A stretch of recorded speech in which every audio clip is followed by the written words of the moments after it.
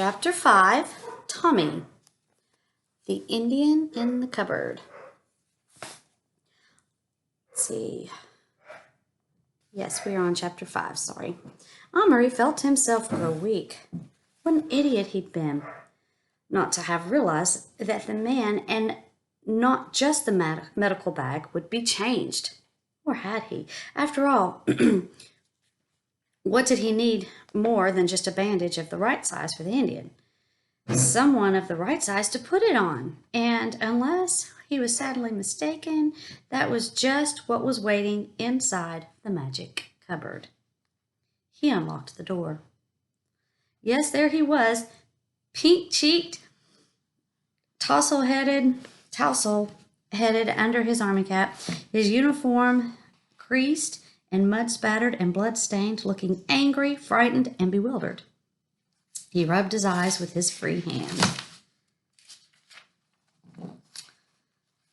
Praise be for a bit of daylight anyway, he said. What the... Then he opened his eyes and saw Omri. Omri actually saw him go white, and his knees gave way under him. He uttered a few seconds, half curses and half just noises. He dropped the bag and hid his face for a moment. Omri said hastily, Please don't be afraid. It's all right. Then he had an absolute inspiration. I'm a dream you're having. I won't hurt you. I just want you to do something for me, and then you'll wake up. Slowly, the man lowered his hands and looked up again. A dream, is it? Well, I should have guessed. Yes, of course it would be. The whole rotten war's nightmare enough, though, without giants and he stared around Omri's room. Still and all, perhaps it's a change for the better. At least it's quiet here. Can you bring your bag and climb out? I need your help. The soldier now managed a rather sickly smile and tipped his cap in a sort of salute. Right you are. With you in a tick? Oh, right you are. With you in a tick, he said, and picking up the bag, clambered over the edge of the cupboard. Stand on my hand, Omri commanded. The soldier did not hesitate a moment, but swung himself up by hooking his free arm around Omri's little finger. Bit of a lark, this, he remarked. I won't half enjoy telling the fellows about this dream of mine in the trenches tomorrow. Omri carried him to the spot where Little Bear was holding his leg, which was still bleeding. The soldier stepped down and stood knee-deep in carpet while staring. Well, I'll be jiggered, he breathed. A bloomin' Indian. This is a rum dream, and no mistake. And wounded, too. Well, I suppose that's my job, isn't it, to patch him up? Yes, please, said Omri. Without more ado, the soldier put the bag on the floor and snapped open his all but invisible catches. Omri leaned over to see.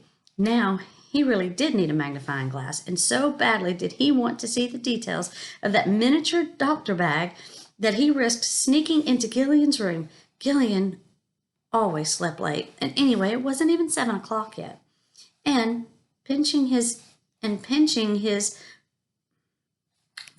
from his secret drawer. Stealing, taking it. By the time he got back to his own room, the soldier was kneeling at Little Bear's feet, applying a neat tourniquet to the top of his leg.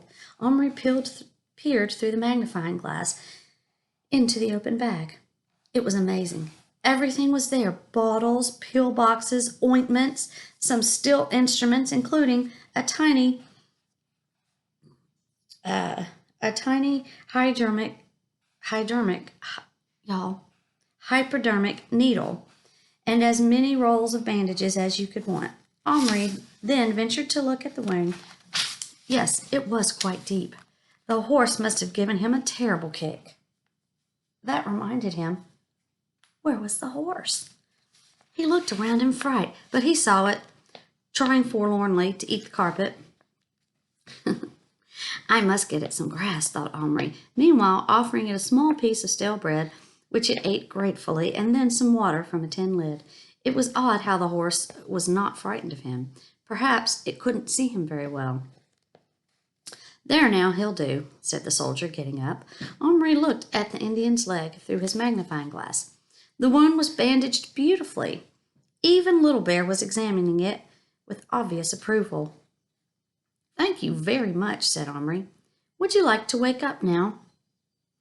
Might as well, I suppose. Not that there's much to look forward to except mud and rats and German shells coming over. Still, got to win the war, haven't we? Can't desert.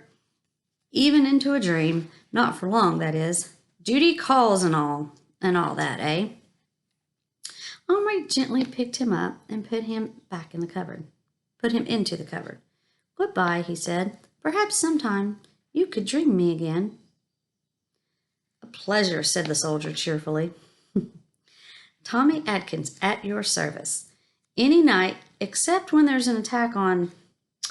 None of us gets any sleep to speak of then. And he gave Omri a smart salute. Respectfully, Omri shut and locked the door. He was tempted to keep the soldier, but it was too complicated just now. Anyway, he could always bring him back to life again, if he liked. A moment or two later, he opened the door again to check.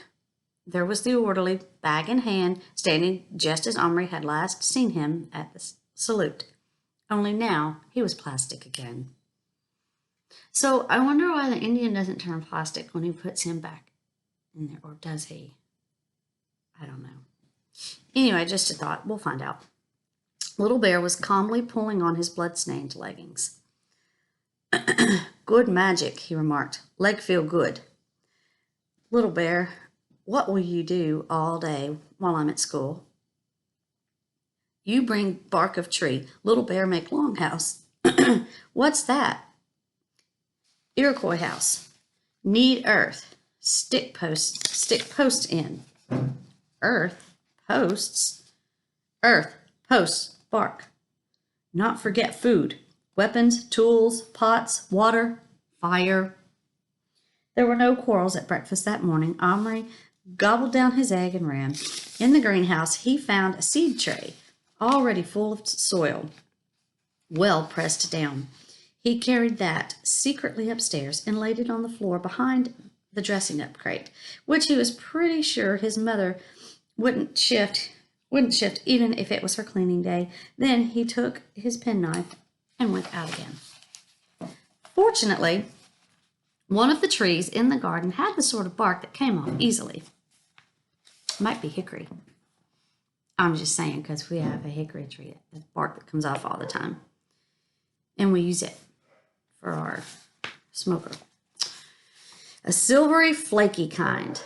He cut off the biggest strip and then another to make sure. How long was a long house? He pulled some grass for the horse. He cut a bundle of thin, strong, straight twigs and stripped off their leaves. Then he went back to his room and laid all these offerings beside Little Bear, who was seated outside his teepee, apparently saying prayers. Omri, came his mother from downstairs. Time to go. Omri took out of his pocket the corner of toast he'd saved from breakfast and cleaned out the last of the corned beef from the tin.